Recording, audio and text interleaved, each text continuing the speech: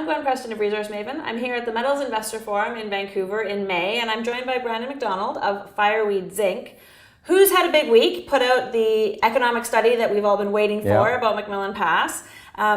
Just to preface that, I mean, McMillan Pass, you guys have only had this asset for a short period of time. Fireweed is still a fairly new company. You had to put out this, you updated the resource in a very impressive way, and then quickly followed with an economic study, because you have to show that this asset works, right? This is an asset that's in a slightly remote location. The market needed to know that this thing worked. And I think that this study has really done that in a very effective way. Yeah, you know, we'd maintained from the beginning that the economic assessment either establishes that there's no margin and that additional tons don't make any difference, right? Or that there is margin and that with the size you've got, the additional tons are gravy, right? There's a continuum there, right? But nonetheless, we're pretty happy with the results. You know, all the milestones you're looking for, north of 20% after-tax IRR, multi-cycle mine life, after-tax NPV higher than CapEx.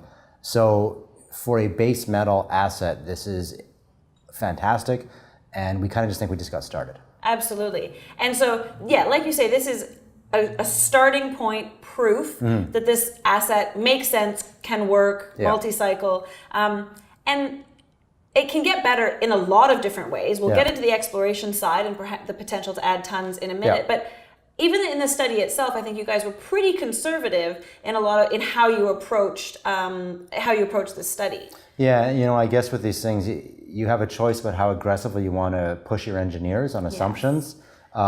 As soon as it becomes clear that your study is going to look pretty good, you know that you don't need to be too pushy, right?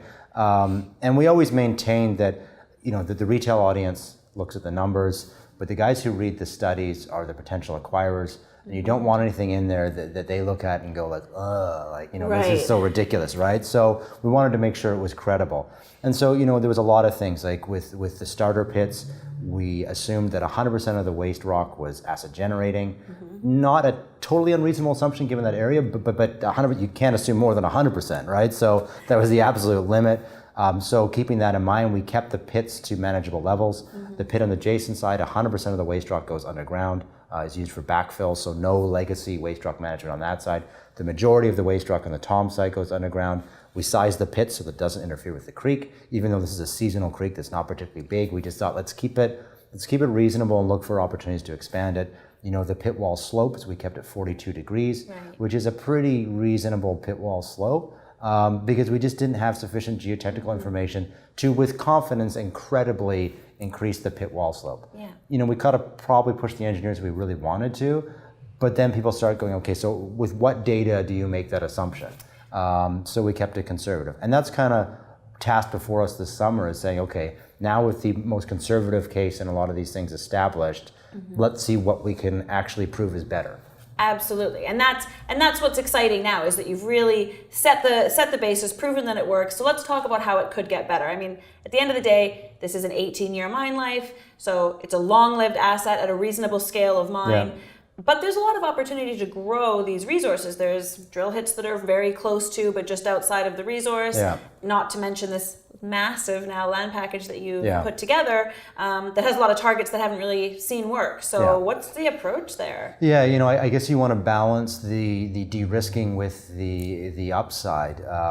You know, both are important, and we're working very hard to make sure we touch on both. I think that some upside, you know, as soon as you push the mine life long enough, it starts to become kind of irrelevant. Irrelevant to value. We're not quite there yet, but we're certainly, particularly considering that we think we can find high-grade tons that can slot in early in the mine life. It'd be one thing if they came in year 19, but it's another thing if I can say, look, I've got these 2 million tons in year 12.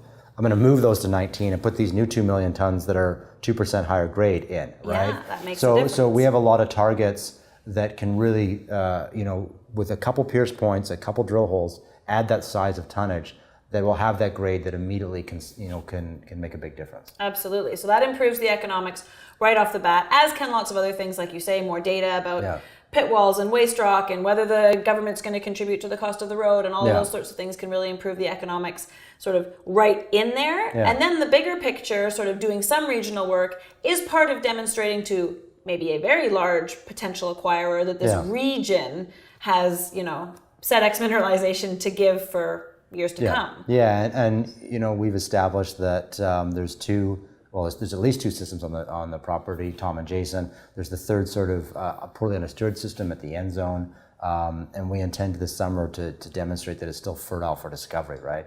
And if we do that, then that establishes we're sitting on a district, in which case that is a real game changer. Absolutely. Well, congrats on the study. I know it's been a lot of work to get the resource done and the study done, and now the work's just getting started because the field season's about to get going. Yeah, we're mobbing next week. Absolutely. Well, best of luck out there, you. and I look forward to keeping up with the news. Yeah, likewise.